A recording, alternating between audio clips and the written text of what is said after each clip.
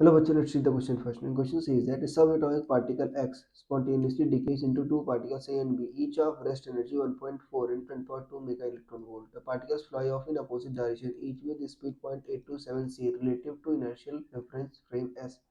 Determine total energy of particle A 109 mega electron volt, 200 mega electron volt, 150 mega electron volt and 249 mega electron volt. So students सबसे पहले आपको समझना होगा कि की कंसेप्ट का यूज हो रहा है इस केस में.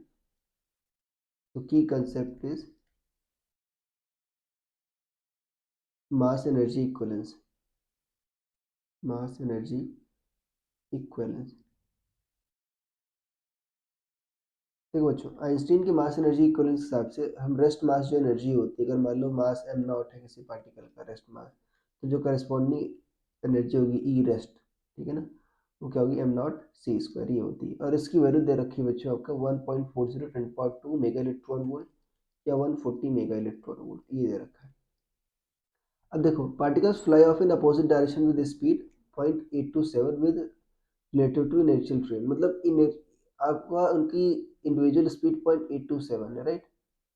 तो काइनेटिक एनर्जी क्या होगी बच्चों, हाफ एम वी स्क्वायर ये होगी. बट बच्चों अगर स्पीड से मूव कर रहे हैं तो उनका मास भी चेंज होता है, और मास यह होता है M naught 1 minus V square by C square ये होगा 1/2.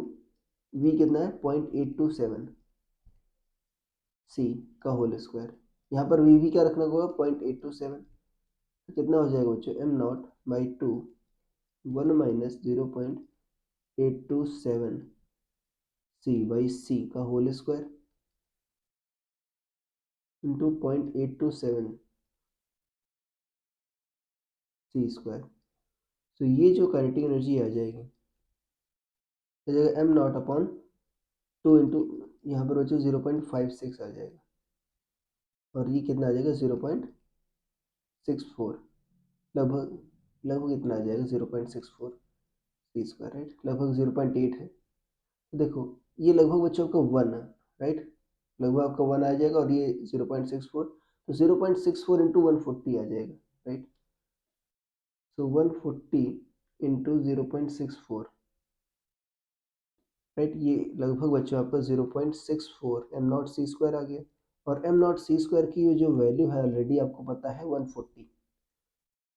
सो अगर आप मल्टीप्लाई करोगे 140 इंटू 0.64 लगभग 89.6 आ रहा है बच्चों, 89.6 मेगा इलेक्ट्रॉन वोल्ट.